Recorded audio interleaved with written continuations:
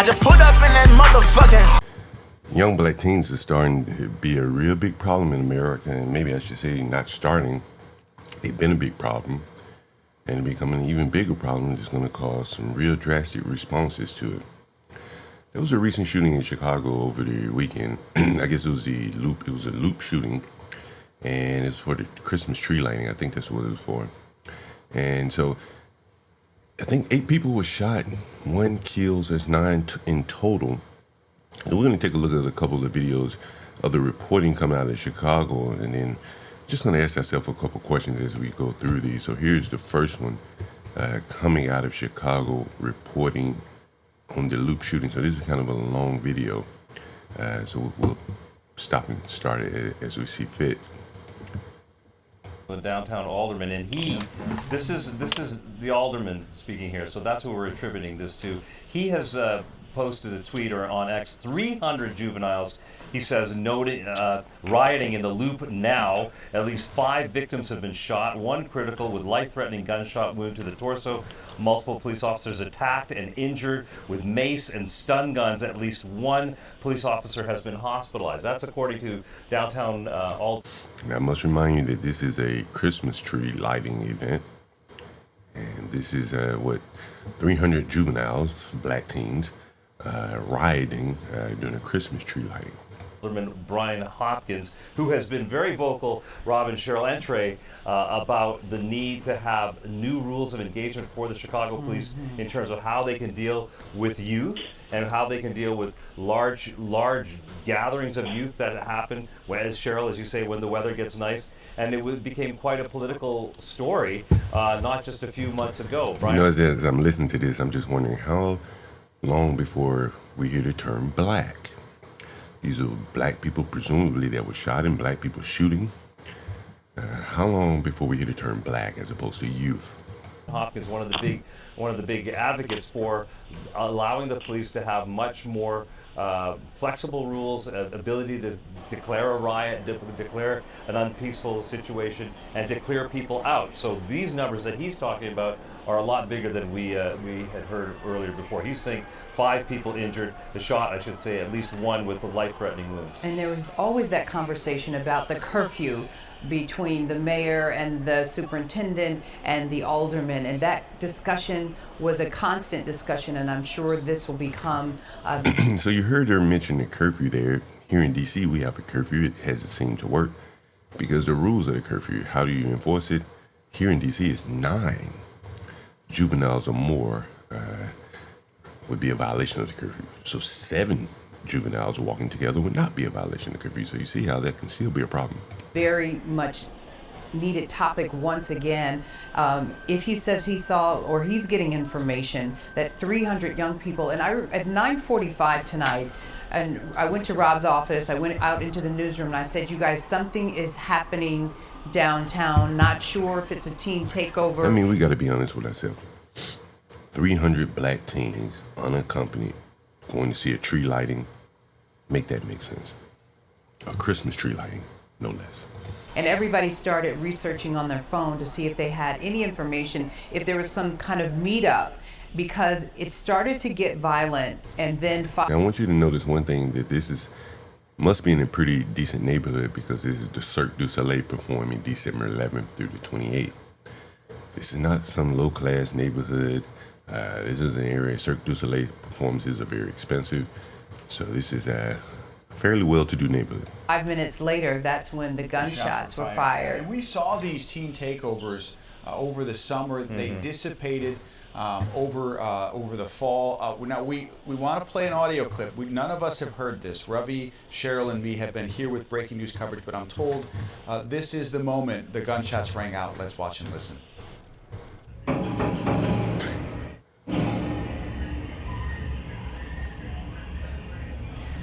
There it was. So we were.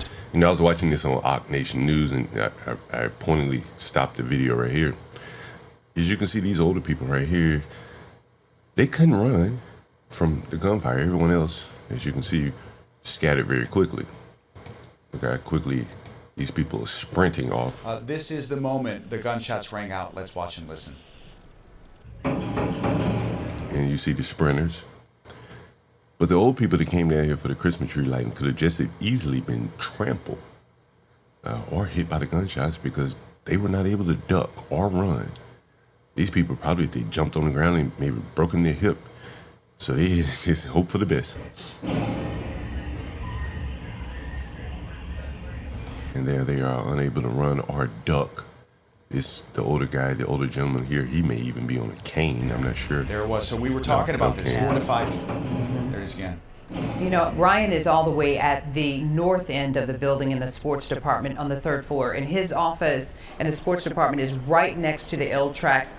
He said he turned at about 9:52. He looked at his producer, Mike Johnson, and said, those, I think, Gunshots, were yeah. gunshots. So it sounded like 4 there, three in a row, and then Yeah. one more. And that distinctive sound. I mean, we have cars come down here, spin out in front of the Chicago Theater, horse around, get moved by police. Doing These donuts Yeah, and- doing these stuff. And you just look how just casually they mentioned the crime and violence in front of their studios, where presumably there will be cameras. That sound right there that we just Right. Right. different. And Rob, there we were looked at each fireworks other. tonight at the Holiday Lights tree lighting ceremony. There were fireworks, That so was some not people fireworks. could have. Yeah. Right. We knew it was a very distinct sound, and Rob just kept saying that there Rob, is we're- a difference.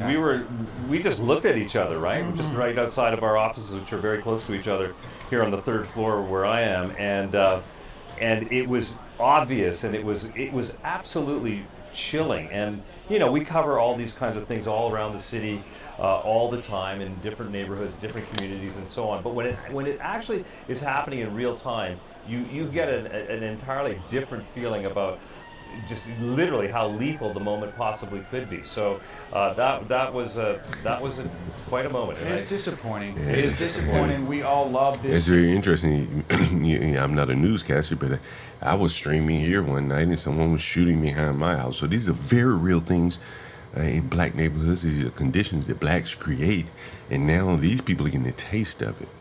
City. This is home for us, and we love the people here, and it stings. It sucks. We were also excited to start a newscast on a Friday night it's with right. joy and uplifting happiness and celebrations and festive holiday feel, and then that quickly turned. Our producers turned this around so quickly with the help of the team upstairs, gathering this video from one of our assignment editors. And, you know, it's heartbreaking to see the couple just trying to figure out where can they go to be safe. That's And what then I you see mentioned. the brave men and women, our first responders. They're not messing around. They're going toward the sound of the gunfire. Trey, I know you've been on the phone with us. Thanks for being with us. We're glad that you guys are safe. And what you saw as you kind of told us your firsthand account. Any final words? We got about 2 minutes before we get off the air here. Yeah, I would like to add that there were security measures taken at the tree lighting ceremony, too. There were metal detectors, a different feeling that's now unfolded into this now chaos. A lot of people were out there for the first time. We were speaking to Chicago. This is the first I've heard mention of metal detectors. I was on Ock Nation tonight, and I was like, man, maybe metal detectors would have helped. I've heard that they had 700 additional officers, so 700 additional officers, metal detectors, just the mere presence of the police, and yet the black teens behave like black teens. But you just really wanted to have a good Friday night. And obviously, it's turned over. Yeah, Trey obviously. Ward joining us on the phone. Excellent reporting tonight. So we'll find out tomorrow, Cheryl, obviously an update on the investigation, but also what are the new measures going to be to keep everyone safe? And new measures. They have, I'm sure they have a lot of Christmas events coming up, and so now the mayor and the police force, they couldn't come up with measures to prevent this shooting at this event. Now they're tasked with coming up with measures to prevent shootings at even bigger events. Good luck with that. Right, that kicks off at 6 o'clock, but road closures. There's a breakfast tomorrow morning. Mickey Mouse and Minnie Mouse are scheduled to be live on Good Morning America at 6:30 right here from our studio. All right, no more Mickey Mouse. No more Mickey Mousing around. These people need to be honest about the problems that they're creating. Crowds are expected in downtown Chicago as many people begin to celebrate the holiday season. Now, along with the festive mood, there are some concerns about safety after two shootings here in the Loop, one that claimed the life of a teenager. An increased presence of Chicago police is visible in the Loop tonight after 2 separate shootings leave a teen dead and some holiday revelers alert but not concerned. Can't really do much about it. I'm just gonna go out, live my life, not gonna stay in the house all day. The shootings happened Friday night after the city held its official Christmas tree lighting ceremony. Shots rang out just before 10 p.m., just steps away from the ABC 7 State Street studios.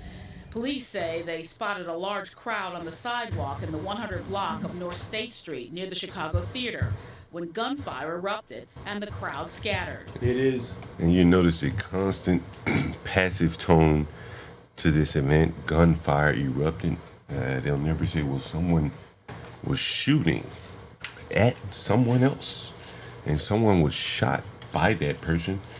No, they say random gunfire just erupted. As if it was fired randomly there by some mysterious figure. Didn't intend to shoot anyone. That's kind of the language that they're using. Quite frankly, frustrating and quite upsetting when this type of violence takes place. The mayor says city officials got wind of some social media posts about a possible teen takeover downtown and had been working for the last few days to try to stop it from happening. There was a communication that was delivered to CPS to encourage young people not to participate in these unauthorized gatherings. And so what he just said was the Chicago public school system was brought into the loop to try to stop this teen takeover. Again, is this the function of a school system? Is this what I'm saying? Like, the blacks have turned the school system into like part of parenting. It's been integrated into raising the children as opposed to teaching them. And you heard him say it clearly here that they have involved CPS to work with CPD to try to stop something that's not even during school hours. This is not a school concern. But yet here they are, involving themselves with the black kids. It's not even about education, because the black kids require so much aside from education. You got to keep them from killing people. That's what the teachers have to do. Encourage young people that was Days to try to stop it from happening. there was a communication that was delivered to CPS to encourage young people not to participate in these unauthorized gatherings. 7 teens ranging in age. So what he's saying here, if you really boil it down, is that the CPD presumably sent some instructions to CPS, the school system, to tell the school teachers to take some time out of their instruction to tell the kids not to go loot and riot and kill people during the tree lighting. That's what education has devolved to with the blacks. That they have to, involve and integrate crime prevention with instruction. And the teachers are not fit to do this. Who would want to teach where half of your job is being a crime dog, McGruff the crime dog? From 13 to 17 were shot. Most are listed in good or fair condition. A separate shooting near Dearborn and Monroe, a 14-year-old boy was killed and an 18-year-old was wounded. Community violence interrupter Pastor Donovan Price says teens need supervision. It's always one of these guys. It's always one of these guys. I wonder what I should look him up. See what his background is. Vision, especially in large crowds. Bring some family with you. Bring mom, bring auntie, bring somebody with you. And listen, he got it all backwards. He's telling the children, why don't you bring your mama with you? See? You see what I'm saying? The mindset of these people is totally backwards. Pastor Donovan Price, we'll look him up. The adult with you, and just watch out and be careful. We're praying for you. The violence comes as a lot of people venture back downtown for the Chris Kendall Market and the Magnificent Mile Lights Festival. Even though we had an incident downtown yesterday that was very unfortunate, nothing can stop me from coming to celebrate our city, the holidays, and lighting up Michigan Avenue. Authorities say 18 people. Now, wouldn't it be a better way to celebrate your city by quelling the crime and violence of your children? Right? That would be a better way to celebrate the city. But see, blacks just love to celebrate. They don't want to do the work involved in making the celebration worthwhile. Nothing can stop Nothing me can from stop coming her. to celebrate our. I don't give a damn how many young blacks out here shooting. Nothing can stop me from coming to a good party. And see, this is one thing to the white people. Listen to the tolerance of her. Listen to what she's saying clearly. She's saying, I don't give a damn how much the young blacks shoot. Nothing will stop me from coming.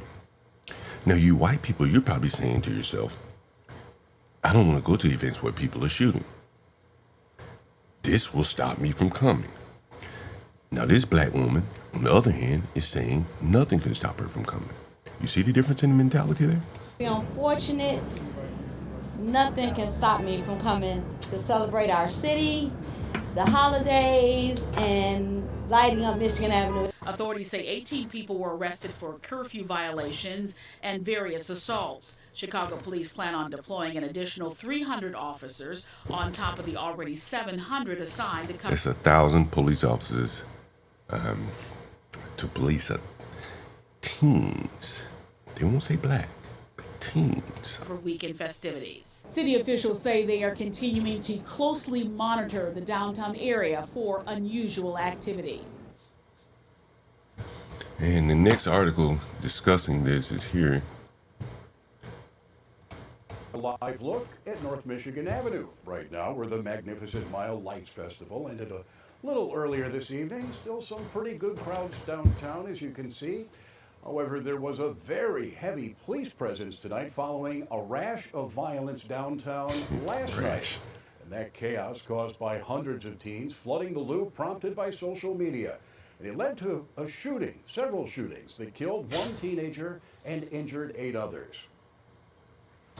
The worst case scenario came to fruition last night. Second Ward Alderman Brian Hopkins was in the loop Friday night as hundreds of teenagers ran rampant in the hours after the ceremonial lighting of the city's Christmas tree. What I saw was teens with tasers, stun guns, bear spray, and mace, using it on police officers.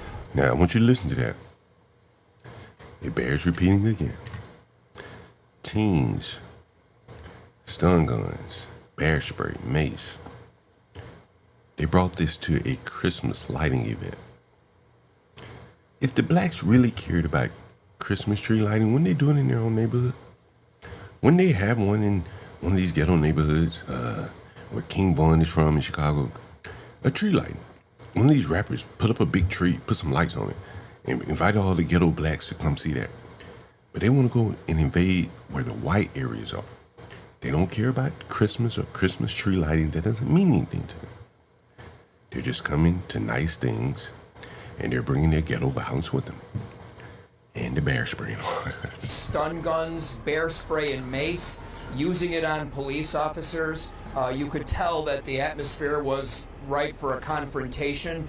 All of it happening despite the presence of hundreds of Chicago police officers, alerted by days of social media posts organizing a teen takeover.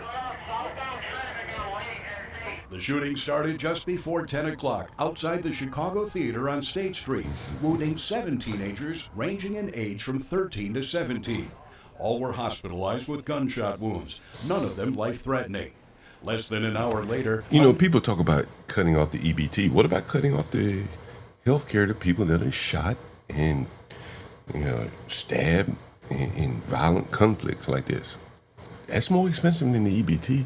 And this could be avoided. Another shooting a few blocks away at 140 South Dearborn, leaving a 14-year-old boy dead and an 18-year-old in serious condition. Mayor Brandon Johnson said parents and guardians need to be responsible for their kids. Incidents like last night set us back as a city, and it evokes fear. Our young people have to understand that they should not attend these unauthorized events that have been advertised on social media. They are extremely dangerous due to the number of individuals that may be carrying weapons, especially semi-automatic weapons. I wasn't going to talk about how do these teens have so many guns. These poor black teens, they put their money into things that they find worthy, that they find value in. They don't go buy books. They don't go buy computers. They don't go put money and get the extra tutorial to help them read. They go buy guns. That's what they need to survive in these ghetto neighborhoods. Less than a day. Just a totally different value system. After the Loop chaos, massive crowds were back downtown for the annual Magnificent Mile Lights Festival, along with nearly 1,000 Chicago police officers. That's double the normal number for that event. Police used barricades and city trucks to block streets and control the flow of pedestrian traffic, making an organized takeover more difficult. I see so many cops and so many streets are closed. Friday night's teen violence is prompting some aldermen to take a look at reviving the bill passed by the council last summer, but vetoed by the mayor, giving police the power to issue snap curfews when they see trouble brewing. We'll look for some For those of you that think that the curfews would work, during DC's curfew, I went down to one of the areas where the blacks were, well, still are causing so much trouble, and they arrested me for having my scooter on the sidewalk. Yet the blacks just a few feet away from me were violating curfew. potential changes that could make it The more police acceptable. don't want to deal with these blacks. Trust me, they rather deal with law-abiding citizens than blacks. They'll find some petty reason to arrest me versus confronting these blacks. Trust me on that. To the mayor, clearly a majority of the city council wanted this ordinance prior to last night's bloodshed. If anything, even more of my colleagues, I think, would support it now. Police also recovered 5 guns during last night's downtown violence, and they made Again, I'm telling you, blacks bring guns to a Christmas tree lighting. 18 arrests. And the final article here. Heard shots. One teen is dead and 8 others are hurt in 2 separate shootings in the Loop. Judy's live in downtown Chicago with the latest for us. Hey, Judy. Thank you very much. Thank you. Good morning. Both shootings happened when downtown was packed with people following the lighting of the Christmas tree and the opening of the Christkindl Market. These incidents happened less than an hour apart. One was a fatal shooting. Of the 7 teenagers shot at this location, the youngest victim was a 13-year-old I'm curious to know how many of those people live within a mile of this place. girl. This video was posted on Citizen app showing people running when gunfire erupted at State and Randolph near the Chicago Theater and the old Marshall Fields department store. Several hundred young people were out. Chicago police say officers who were on patrol heard shots fired just before 10 last night. They found the 7 people shot. The victims ranged in age from 13 to 17. Paramedics took them to Lurie, Northwestern, and Stroger hospitals. CPD reported the injuries were not life-threatening. Police say no suspects are in custody, but officers were captured on video taking at least one person away in handcuffs. Alderman Brian Hopkins says officers were attacked, one of them hospitalized, and weapons were recovered. A police source tells WGN... You can just see the behavior of that one. He's chimping out right there while he's in handcuffs. Alderman Brian Hopkins says officers were attacked, one of them That one right there, he's chimping out. hospitalized, and weapons were recovered. A police source tells WGN officers were at the scene of the State Street shooting when the second shooting happened at Dearborn and Adams. This was at about 10:30 last night. There, police found one man who had been shot several times. He was pronounced dead at Northwestern Memorial Hospital. Is that an Air Jordan? Air Force One, probably. Shot several times. He was pronounced dead at Northwestern. Somebody gonna be looking for that shoe. Look, I'm missing a shoe. It'd be a pair of shoes. You know they love shoes. What is this? An Air Force One? Western Memorial Hospital. An 18-year-old man had been shot in the leg, and he was taken to Northwestern in serious condition.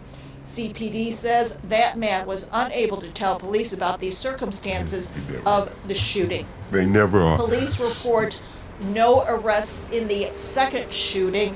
Tonight will be another busy night downtown. That is when several hundreds, thousands of people will be here for the Mag Mile Lights Festival. And we'll take a look at this minister, Donovan Price. He's the one that's probably going to make excuses for the blacks committing all the violence during these Loop events. And as I suspected with this pastor, he's been around the block with the blacks. So this is not his first rodeo. And here's some reporting from a while back about Pastor Donovan. Seeing just, people wanting to find their other people, find who was alive, finding who was, where their phones were, because they dropped them in the chaos, so they couldn't even call for, couldn't even Street pastor there. find their car keys. It's something that you wouldn't expect to find in the city. We have a lot of shootings, but nothing like this. Nothing like this. You see how, like, this is what I'm saying with the blacks, like, shooting and stuff like this is normalized. Man, we have a lot of shootings. Yeah, that's true. But nothing like this. Catch the late. This is not normal. And so here's another shooting. Here's him speaking on other shootings in Chicago, and you kind of get the pacifist tone in his voice that doesn't seem to be working. A stronger tone of voice is definitely needed. And here's a clip where you hear him talking about the military presence that Trump brought into Chicago. And you listen to how he was speaking just a few months ago. Can't even imagine, waking up and there were troops outside of my house. Pastor Donovan Price is essentially a first responder, assisting families at crime scenes, so he sees the worst of it. Still, he does not think Chicago's gun violence problem warrants a military presence. It's not a war. There's not a war going on in the streets. You don't feel like we're in a state of emergency? Absolutely not. Absolutely not. Perhaps 5 years ago or so, when the numbers were really high and crazy. You think it would stall your progress? Absolutely. Without a doubt, it would stall progress. It would stall hope. It will stall attempts of people who perhaps have never had anybody working for them. Jamal Cole, the founder of My Block, My Hood, My City, a social organization targeting Chicago's youth, says this. I think it's political theater, and we're focused on violence prevention. And violence prevention, he says, is not a one-size-fits-all strategy that can be solved by the military. Bringing more guns to Chicago is not going to drive out more guns. Only working with a hands on the, boots on the ground social impact organization is going to be able to stop this violence. A domestic violence dispute that ends up in a homicide in Lakeview is not the same as a drive-by shooting in Auburn Gresham. And so instead of looking at the numbers and saying we have so much violence, we actually have to start looking at examining individual programs within communities. So let me ask you this. If it's not the National Guard that you need, what do you need from the federal government to continue combating crime in Chicago? How about they push some of these peace initiatives? Some of the things like myself working on the street is doing that's helping a little bit. And some of the things that the other people are doing. There are still so many questions to be answered. If and when the military comes to Chicago, where will they be based? Will they be on the south and west sides of the city where crime happens more frequently, or places like downtown Chicago along Michigan Avenue?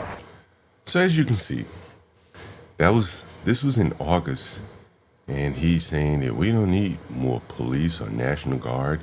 There's some other Negro saying bringing more guns to the city doesn't solve the problem. This is kind of like the upside down logic that the blacks have, that they think that they're going to solve the problems that they have in their community with violent people by nonviolent means. I don't think that's going to work. And so clearly this Donovan Price, or whatever his name is, that is advocating for as a violence interrupter, nonviolence means he's a street pastor. He's probably getting paid somehow to advocate these things that seemingly do not make sense. And as I was looking into that, I found this. Is absolutely amazing. I mean, you just said it. He runs to help people. And we always talk about why I come on Fox, and that's to do good in the neighborhood. Mm-hmm. Nobody does it like this guy. Solutionsandresources.org is where you'll go to find more details. If you want to donate a little money, he can't ask for that, but I can, because what he does. And there it is right there, solutionsandresources.org. And you'll find solutionsandresources.org. And what you find here is more than likely his funding apparatus, a program overview. And this is how the hustle is played out. And you see they'll have events, statistics, volunteer portals, and at some point you'll see where you can donate some money. And this is how the hustle all plays out. He has no interest in solving the problem because His website and his salary all comes from the violence. He's there at every shooting. He hasn't prevented one yet. Once again, I am John Galt, the Urban Landlord. Thank you for watching. Make sure you hit the like, share, and subscribe. I just put up in that motherfucking